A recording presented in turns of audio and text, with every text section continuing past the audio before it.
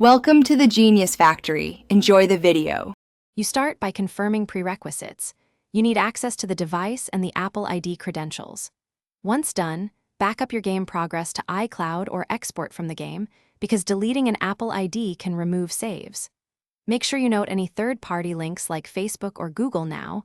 Those are how some games restore progress. Next, force quit the game and open settings. You will switch accounts or remove the Apple ID from the game profile shortly. You now remove the Apple ID references. First, sign out under Settings, Media, and Purchases, which severs App Store ties. Then go to Game Center in Settings and sign out or change to a different Apple ID. This prevents automatic restore. Inside the game, open its Account or Connect menu and unlink the Apple ID or choose a guest/local profile. Because some games cache authentication, restart the device after To finish, if the game still uses the old Apple ID, delete and reinstall it so it prompts for a fresh sign-in. Once reinstalled, restore your saved data from iCloud or the exported file, and reconnect Facebook or Google if that's how you saved progress.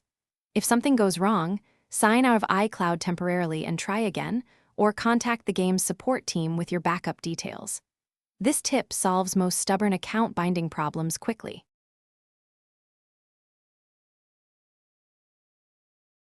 Thanks for watching. If you found this helpful, don't forget to like and subscribe.